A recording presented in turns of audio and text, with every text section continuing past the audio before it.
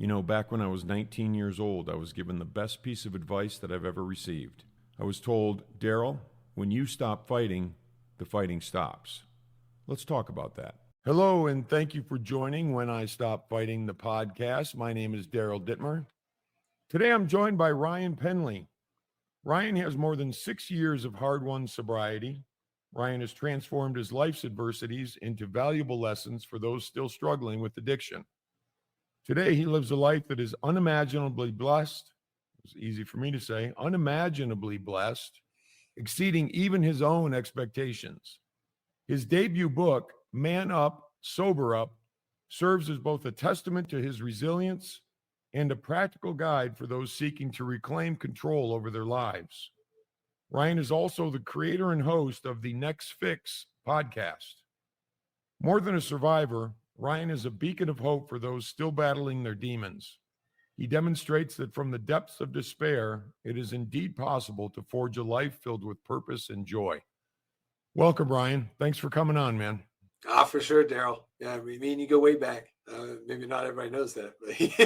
Yeah, exactly. The book thing and SPS and sobriety, and we have a lot of things that we align with.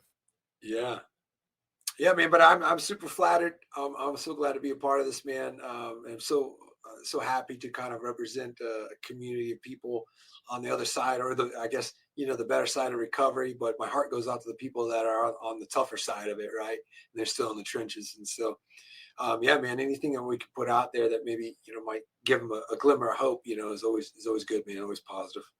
Without a doubt. I remember, and it happens to me all the time still, but there's little nuggets and little seeds and little things that people plant, that can be picked up, and I pick them up all the time. I love listening to what people have to say and learning from everyone, and it's absolutely a blessing to be able to hopefully give something and put something out there that that can be useful for people, even if it's something that which happened to me a lot, something that I hear one day and then it doesn't really ping for 2, 3, 4, or 5 years, and I'm like, oh yeah, that's right, and I feel like that's kind of what we're doing, and I'm appreciative that we can.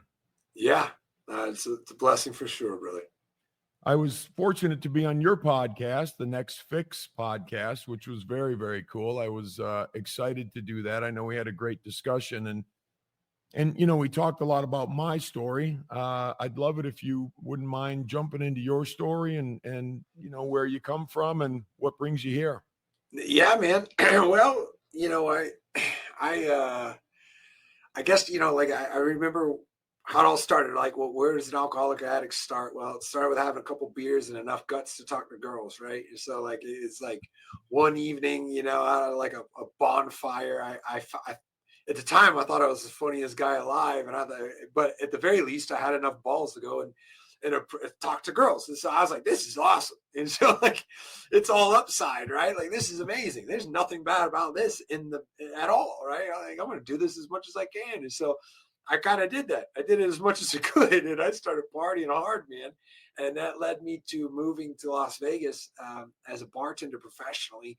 And so I was 22, and I was bartending out there. It was over 11 years.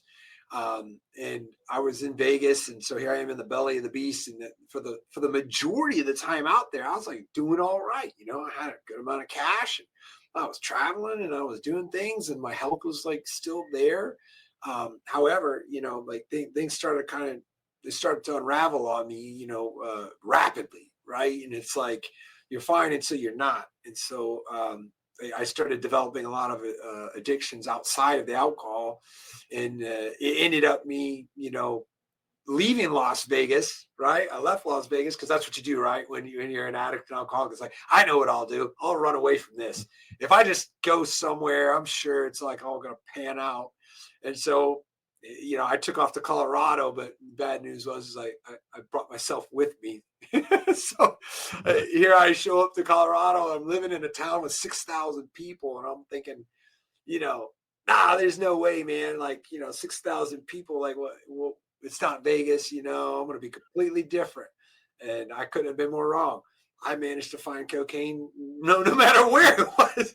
In a town covered in snow, I could still find the cocaine amidst of all the pounds and, like snow bluffs. It's like I could find a gram of it anywhere, right? So Okay. it's an uncanny ability I shouldn't be proud of, but at that time I thought I was, right? And so that's what I was doing, is I was living in a small town and still doing all the same things. And so I learned that lesson, that geography doesn't always solve it. It can play a variable, but oftentimes if you're not working through things, then you're right back in the same saddle. And so I was in Colorado until my health started to decline. And so how that looked was a conversation with a doctor about diabetes, and this same doctor used to come to my bar, right? And I knew him. It's a small town. He knew me. I knew him. He's like, "You got diabetes," and I'm like, "Yeah, right." Like beat it. Okay, like I'm not. Okay, well, what's wrong with me? And he's like, "Yeah, well, probably that, and then all these other things." But he's looking at me like, "Look, man, you gotta get some help." I didn't want to hear it, so I kind of limped along. Um, and my health really started like declining pretty bad. And so I ended up in a coma, right? So I Mm. go into a coma, and I was in jail actually, and my buddy comes and gets me out of jail, and I had not really eaten, and I didn't think I had diabetes, and I was craving sugar, and I got like 84-ounce Mountain Dew, right? I think I had maybe $3 total to my name. And I go in this gas station and I get like this Mountain Dew, no ice. I drink the whole thing. My blood sugar got to 1100. And, for anybody that knows anything about blood sugar, like if you're anywhere around 200, right, you got problems. If you're around 400, you should go to the hospital. I was at 1100. So my body just shut down. And I started vomiting on myself, defecated on myself. And the guy who got me out of jail, he was like, what am I supposed to do with this guy? And he knew I was having trouble with the law and all this stuff. He didn't want to call anybody. And so finally, my cousin actually got my cousin on the phone. She was like, "You got to get him to the hospital." Well, that wasn't an option either. So they helicoptered me to the nearest town where they could triage me.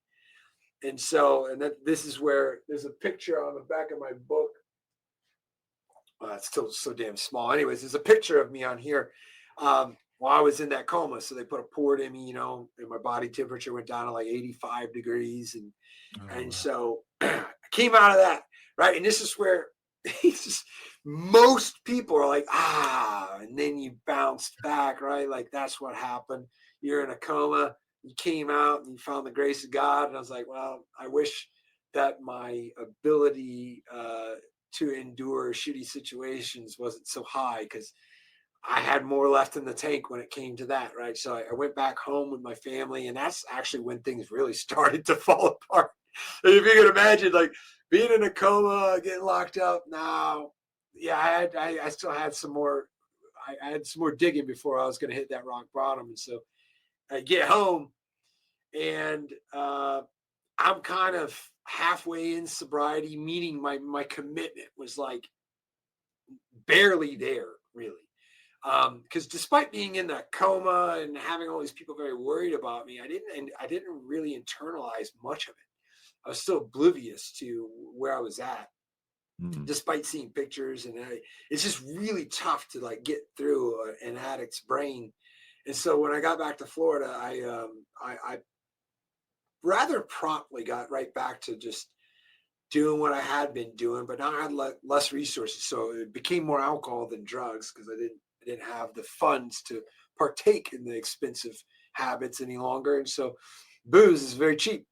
It's ridiculously cheap. For I think probably around $5, 6 bucks, you can get a liter of vodka. And so I found that to be my diet. This is what I continued with, a diet of a liter of vodka. That went on for a while, man. And so, I found myself being Baker acted, which is something in Florida where if you're a harm, or you could be a harm to yourself or anyone else, then basically they detain you. They don't arrest you. That's the good news. They don't arrest you. So you're not actually locked up. But, well, no, you are actually locked up, but you're not, there's no paperwork. So it's like, they put me in these mental hospitals. And when you're in there, you cannot get out for 72 hours. And so it's a window of time to kind of dry out a little bit, And so after I had done this song and dance, I mean, and honestly, I really don't know the number. I want to say it's north of 12, probably around 15, something like that. 15 times that I was Baker acted, meaning somebody reported me as a threat to myself or others. Mm. And so when I'd go in there, I would, after a good 48 hours of being in there and kind of drying out, I at first I just wanted to get out and keep doing what I was doing. But after like maybe the 7th or 8th time, I'm like, okay, let's see what I can do here. And I started coming up with these plans, and I'd get out and my plans fall apart, and they say, and actually I have it on my book there, like fall down 7 times, get up 8. And that's biblical, by the way. It doesn't matter how many bad plans or plans that you could consider a failure might go through or not come through, however you want to perceive it. It doesn't matter, because all it takes is the last one. And so, eventually I came up with a decent enough plan that I reached out to my cousin and very humbly asked for her forgiveness and another chance. And so when I did that, she let me live with her. And so now the difference, and this could go up to some people that maybe they are in the trenches or wherever they might be. This is what I did specifically. It won't work for everybody, but it helped me tremendously. Is I added some accountability to my plan. The plan was always like, well, I'm not going to drink and I'll go live there, and I'm not going to drink. I'm going to go get a job there. Well, this time I was like, okay, I'm just going to hold myself accountable the best way that I can. So I presented a breathalyzer to my cousin who I was going to live with. And I said, you can give me this every day. And if I blow, and I blow hot, I'm out. That's it. Like not even another chance. I'm out the door. That's it. And so that really, and we didn't end up using it. We didn't really end up using it, but it was actually just saying it and making the commitment inside of myself that I said, okay, well, not only am I saying it, but here's something that's going to prove it. And then here's the person that I'm saying to it outside of myself, right? And because addicts and alcoholics know that you can lie to yourself immensely. And in fact, they say that how do you know an alcoholic is lying is because their lips are moving, and they're not just lying to other people, they're lying to themselves. And so this is my way to get beyond those lies. And so that was my plan. And honestly, that's so that was 2019, and that's when I started getting a foothold, and I started making some progress and started gaining some momentum to sobriety. Yeah. And so, I mean, there's basically that in a nutshell, my brother. I mean, yeah, no, it's great. I so much appreciate you sharing that. It's, and I'm sure we'll talk more about your story and your stuff. But one of the things that hit me was when you talked about, when you moved to Colorado and you were immediately attracted to and attracted the kind of people who were doing the same stuff. Right. And it's an amazing part of using and being addicted, but it's also an amazing part of recovery, because we attract people, who are, I think, on a similar path or on a path that, we want to do the same things. We want to be sober. We want to appreciate life. It can go both ways. And I've seen it happen for myself where I've attracted, the worst people. And then I also, in sobriety, I've been lucky that, been surrounded by some pretty great people who were, serious and accountable and wanted to live. Have you found that to be similar for you in sobriety? Yeah, without a doubt, man. And, I used to think I was so cool. I thought I was so damn cool. And I would always I'd make very lightly of like hood rat. I'm going to do some hood rat shit. I'd say things like this. And I thought I was so funny and I was so cool. And I would seek out the alleyway commerce. I would seek out those people doing the shady stuff. And because that's where my mind is focused, that's where I went and that's what I did. And so, you know, I guess like when you kind of look at like maybe the traditional narrative of like the cool kids, smoking in the bathroom or something like that. And I know Daryl, you got a few years on you, right? It's like shit, I don't think they do that anymore. But that was like once upon a time. It's like, yeah, that's where like the bad guys are, the bad kids are, and all that stuff. And it's like, man, I got really good at that, and I couldn't be any more disappointed at getting good at something other than that, right? Finding those people that are as good at finding drugs and alcohol and making the poor decisions all the time.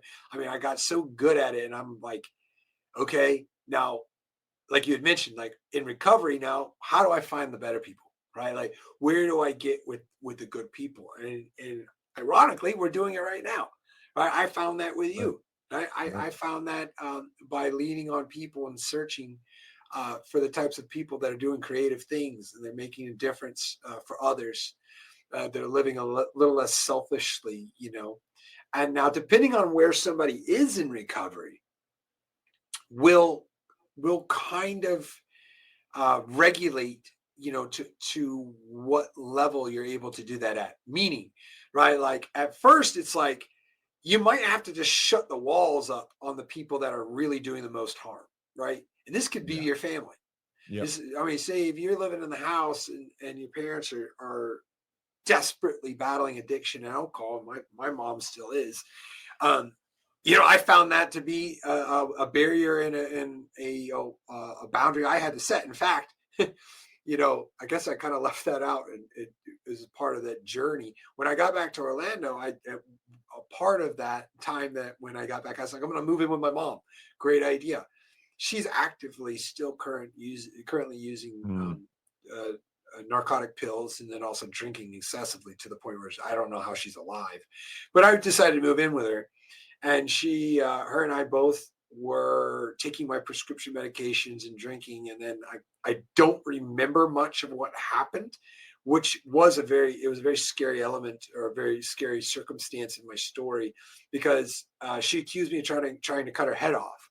So I Good. basically came to in jail, not really knowing what was accused of me, and not even know. And then, dude, I was in jail for like, I don't know, weeks before I realized, like, wait a second, like something's wrong here. Why am I still in here? Like, I'm not in the drunk tank. Like, I'm like in here. And so then I look at what I was able to get a hold of the police report and see what she wrote. And she wrote down that I tried to cut her head off. And now my mom is not well, and she's also accused my biological father of trying to smash her head in, my stepfather of trying to, all head wounds too. That's a Mm. whole other it's a whole other journey. But um, so here I am, being accused of the same type of thing, murder, and then also by like head injuries, and I couldn't defend myself. I couldn't remember. I was like, man, I'm like, oh my God, like exactly how true is this? Like, what did happen? And so, I mean, the reality of that is I will never 100% know, because I don't think she remembers everything entirely, and I don't. And when the police got there, I got to watch the body cams and things, and I was totally normal. Like, I was so surprised to see Oh, myself, wow. like, I look normal. I was like, oh my God, like that's even more scary. Like, I wasn't Mm. like covered in blood and yelling and screaming. No, I looked normal. I was just standing there. I was answering their questions normally. I was like, that's really scary, right? So, Mm. anyways, I guess I digress. I went, but the point of me bringing that up is that my mom is no longer in my life. She Mm. cannot be. She cannot be. And there's all kinds of layers of pain there and things that people say I have to unpack. I get it, right? But like the idea is, it is way too risky to have her around me. And so you've got to weigh those scales on everybody that is around you. And so depending upon how far you are in recovery, you can start making better efforts to get around better people in time. And so there's all kinds of places to do that. It might be AA, because I know that was a big part of your journey, Daryl. And like, those are rooms that you can get into rather easily, very low barrier to entry, and kind of get amongst some people that probably will care about you. And so, but yeah, if you don't make it a focus, you will just kind of go back to the norm. And if you don't put up if you don't put up the appropriate boundaries for the people causing harm, you'll be right back in the saddle. Yeah, there are things, you brought back so much that was going on with me, and I've had family members, not many, but fall off my life and were ushered out of my life because I just can't do it anymore. I'm sort of the my parents are both deceased, and I became kind of the dad of the family, and I'm not the oldest sibling, but that was just it's just kind of my role or whatever. But other siblings, I had to say, you know what, I can't do it anymore. I can't deal with the madness. I can't deal with trying to help you if you're not willing to help yourself. And this is well into sobriety, so I hear you, man. It's important. And I just want to say I'm sorry that you're going through that, because that can't be that's got to be real painful. So I'm sorry you're going through that. Yeah, I don't really think about it too much, man, because I'm a rather forward thinking kind of a person, and I'm also quite realistic, and I know where she's at, and so it's like, hey, man, Yeah. I've got to stay steadfast on my path, and you got everybody listening. You got to know you can't take everybody with you. No. That's not a reality, and so it however wide of a load of I guess I don't want to say bondage, but like, like the people that you are bound to, right? Like, you want to be cognizant of who you are bringing along for the ride, and make sure that they're in sync with you, that you think alike as far as priorities, because that's going to increase the level of your success. Seriously, seriously, you can get around people that are like-minded and focused on the better things. I mean, the how secure that can make your recovery is highly underestimated, in my opinion. 100%.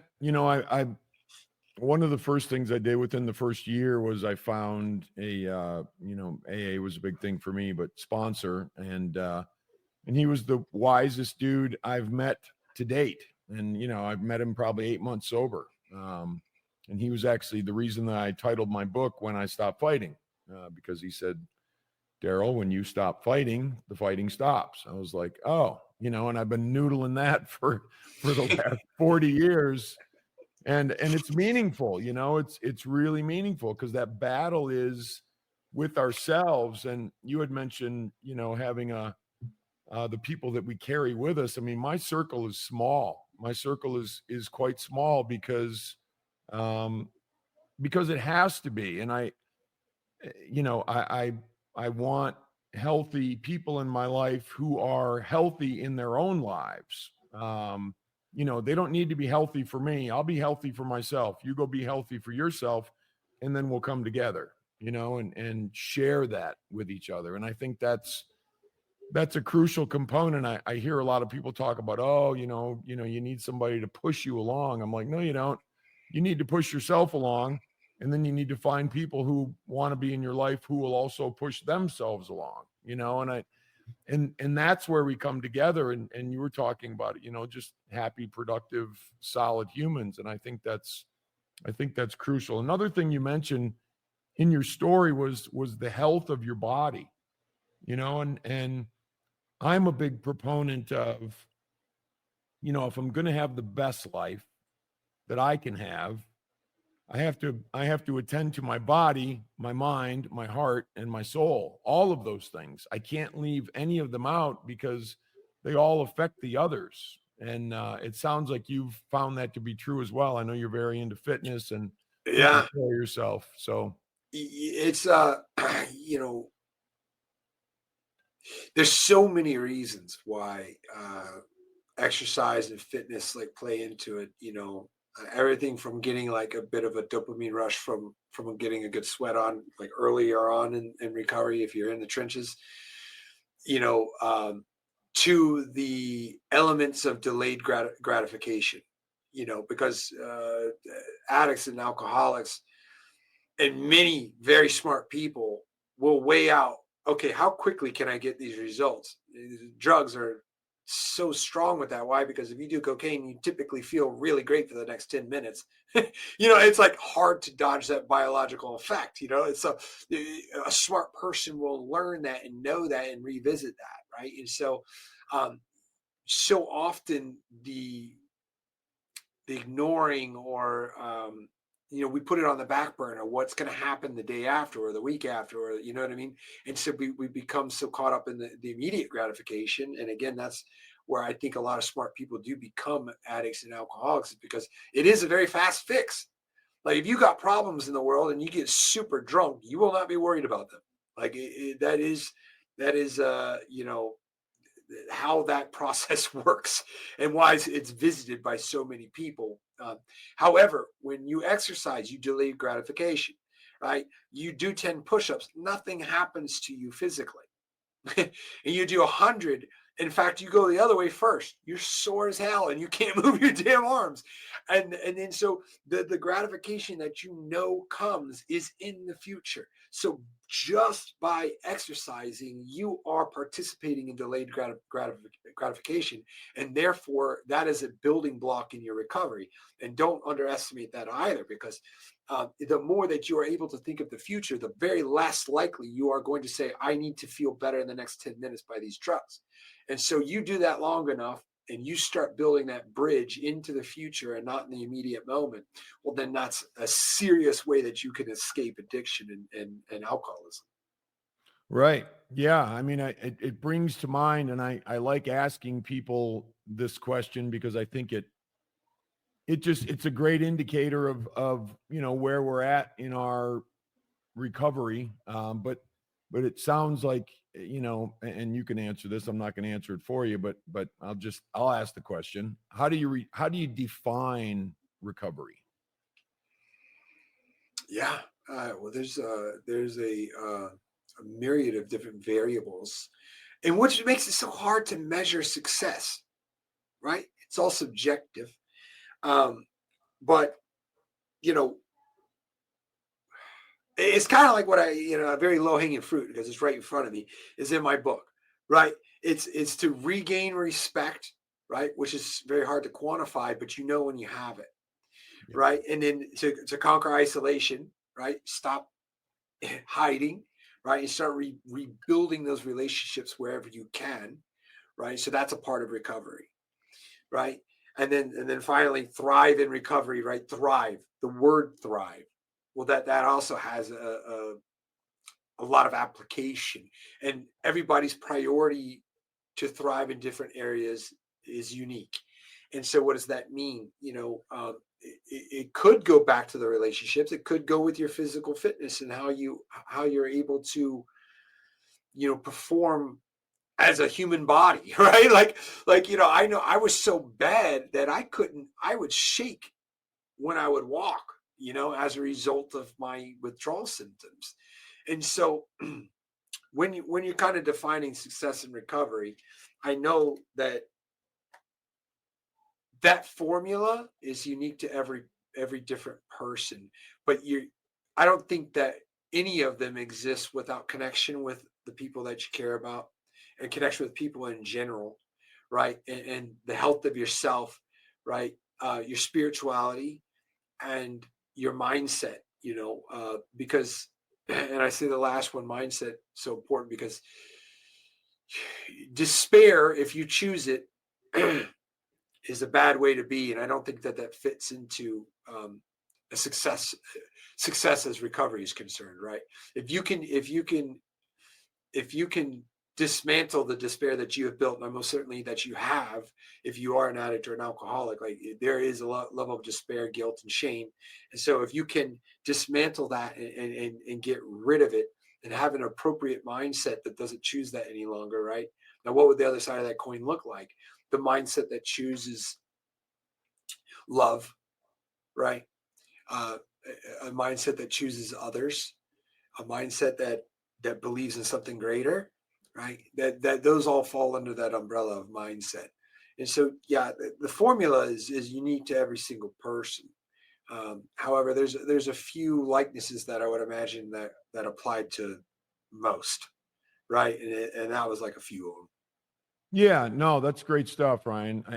There's the life of, you mentioned it, despair, which is, addiction. And, I liken it to heading in a southerly direction or heading in a southerly trajectory, and there's what I'm always trying to do and what I try to impart to people is, try to head on a true north trajectory. Now, are we ever going to nail it, right in the center of true north? Probably not. That would be perfection. That might be a little much to ask, but somebody said a long time ago in, I think it was an AA dance that I went to probably sometime in the 80s. And he said, well, just because we're not going to reach perfection doesn't mean we shouldn't try for it. And I'm like, yeah, I think you're probably right. Just don't kick the crap out of yourself if you don't get there, because you probably won't, right? I mean, that perfection is a lofty goal, but you nailed it. I mean,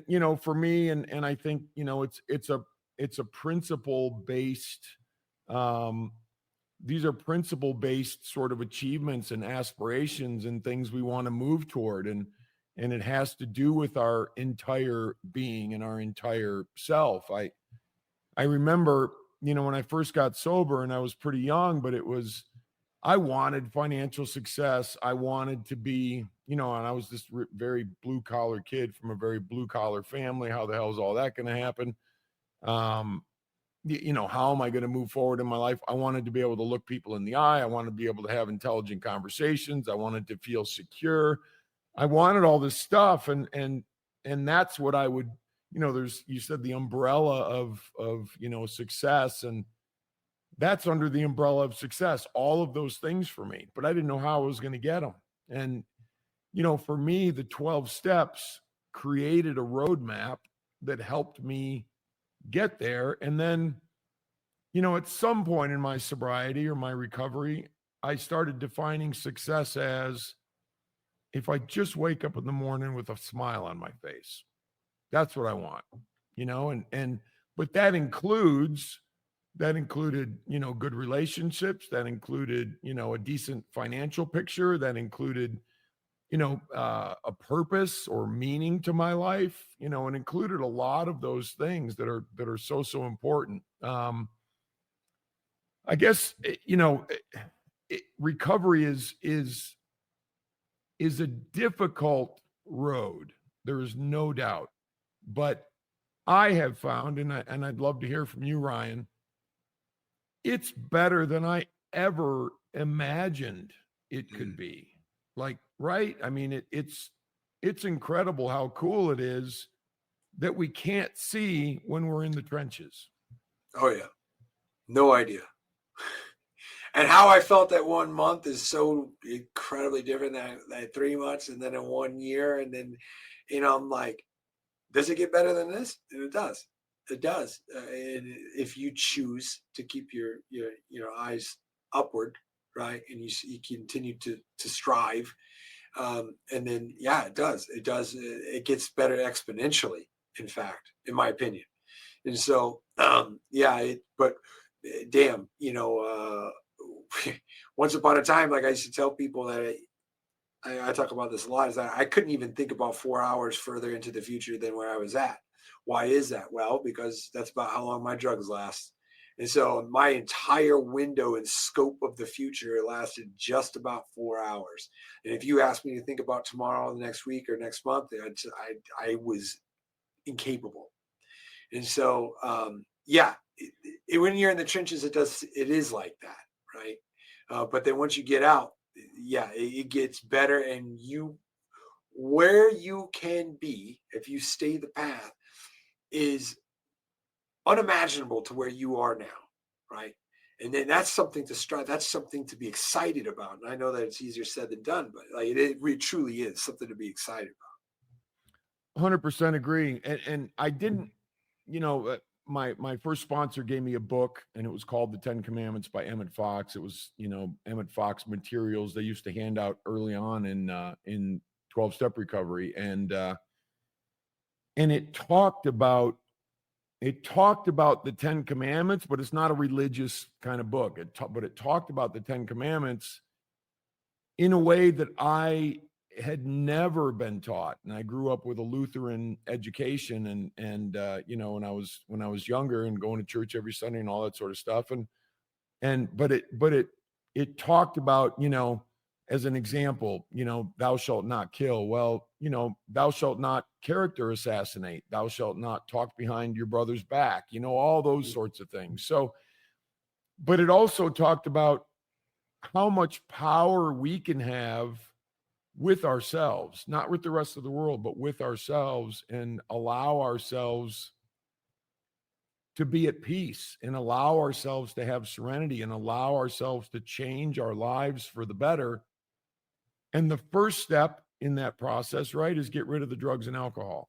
There were enlightening moments for me, in terms of things that I experienced in recovery and sobriety early on. I still have those moments where I'm like, oh, wow, who knew?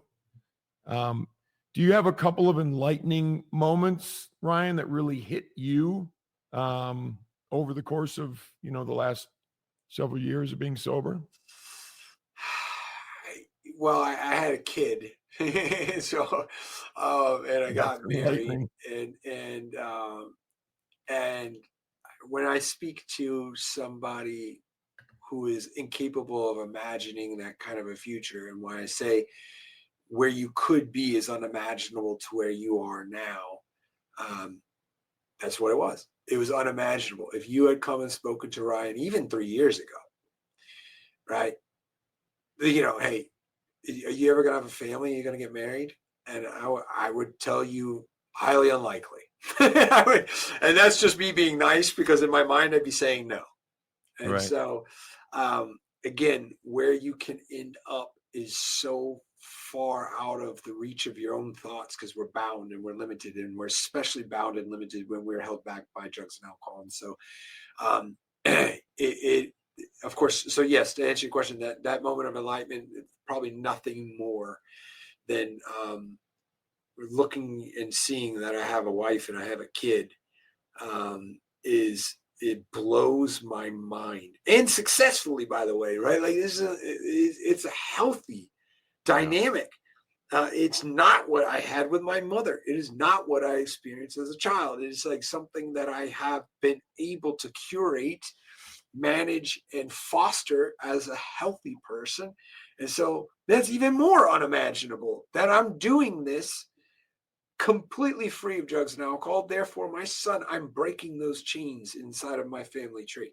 I'm changing this thing. And so, huge, man. Talk about, it blows me away. I'm trying not to cry. It's like, it's big. That's awesome, man. That's really cool. I love to hear that. It's like what we have to give once we get sober, and we can give something to ourselves, we can then give to other people. I didn't get married till I was 39, and my wife and I have 2 stepsons, and just phenomenal relationships, and it's really, really cool to be, to have someone call me dad, and that's, just beautiful, beautiful moments.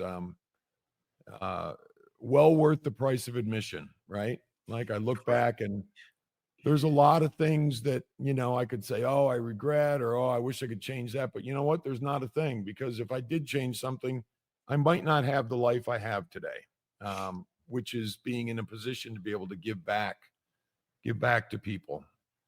So do you have some people say, is there a word of advice or something you would say? I kind of think of it as, is there a recipe that you would say, you know what, if you're getting into recovery, here's some things that I think are worthwhile undertaking? Yeah, it's not about what you should do, it's about what you will do. Let me slow that down. It's not about what you should do, it's about what you will do. Meaning, when you are in the real depths of addiction and alcoholism, you shouldn't. If you ask yourself that question honestly, you know what the answer is. No, I shouldn't be doing this. Um, but that weight of what you should or should not be doing, it is counterproductive. So again, it's not about what you should do, it's about what you will do. So you start with what you will or can. I guess will and can be interchangeably here. But it's about what you will do. So if it's 20 minutes, and that's where I started, it was 15, 20 minutes to not drink. I would look at the bottle and I would say, God, I gotta just make it to 9:45 a.m. by the way.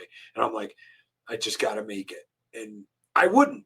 I wouldn't. And I would fail at that, but it was the window of time that I could even stretch my ability to. And so I eventually was able to. It was something that I would and could and did do eventually. But man, if you don't chop it up that small into something that you can and will do, well, then you're just never going to get to a level to where you're doing what you're supposed to be doing. And so, yeah, I suppose, start small, right? It's not about what you should do, but it's about what you will do. So make that something accomplishable. I one thing we used to talk about in the 12 steps, it's very easy to should all over yourself, right? I should, I should, I should. And you can take yourself in a real bad direction by talking about all the shoulds. And I couldn't agree more. It's about what we're willing to do and what we do. Period. End of story. Because nobody's going to change our life for us. We're the only one that's going to change our life. And it's about what we do. So let's talk a little bit about your book, Ryan. I want to make sure everybody it knows that it exists, knows where it's available, knows, a little smattering of what it's about, and get Yeah, that thing into people's hands. yeah. There it is, Man Up, Sober Up. And so it is a part memoir, part strategy or approach, I guess. But basically, it's a mixture of rock bottom moments that I had visited in my life, and then some of the tactics and strategies that I used to kind of uh, get myself to a place where I consider I'm successful in recovery. And so, yeah, it's on Amazon. Man Up, Sober Up. Right, check it out. You can also, ryanpenley.org, and also the Facebook page that I have and represent is My Rock Bottom Recovery. And so you'll see my goofy face on there if you check it out. But the book can be found on Amazon. You can find out more on the Facebook page. But yeah, that's pretty much where to find me. Yeah, your Facebook is rocking, by the way. I check it every once in a while. I'm like, Ryan is killing it on Facebook. So yeah, it's really cool. Yeah, man. It's like it's consistency, man. I've found a flywheel for my ideas in my head, and so you do that long enough, man. I think I'm at like 210,000 followers. I'm like, it's now I feel like it's just its own thing. I'm like, man, look at this, like it's a sentient being or something. Your podcast as well, The Next Fix. Let's talk about that a little bit. Yeah, man. The next fix. You can find that on Apple Podcasts. I think audio is on YouTube. But yeah, that's also on the Facebook page, and so I publish all my episodes there as well. But yeah, that's the next fix where I I get all kinds of guests. Like some people are professionals, but I feel like my favorite guests are the reformed scumbags. When I'm looking across, I'm like, oh yeah, this person gets it, man. Like this person understands, because there's plenty of people helping out on so many different ways. But I guess I cherish looking at somebody and knowing that they really get what it feels like to wake up in the damn gutter, literally. So but yeah, I talk about people's journeys and how they've again getting onto the better end of a recovery journey, and how they did it, right? And so no, it's very, very cool experience. I love talking to everybody. Yeah, it's great. I enjoyed being on your podcast, and I'm sure we'll continue this, this conversation, this relationship, and I appreciate you coming on, man. It's been very cool. So thank you, Ryan. Yeah, man. No problem, brother. I'll talk to you soon. All right, sounds good. If you've enjoyed When I Stop Fighting the podcast, please check out my books and my journals on my website, daryldittmer.com. Enjoy a 15% discount by using the code PODCAST, DARYLDITTMER.com. Thanks again.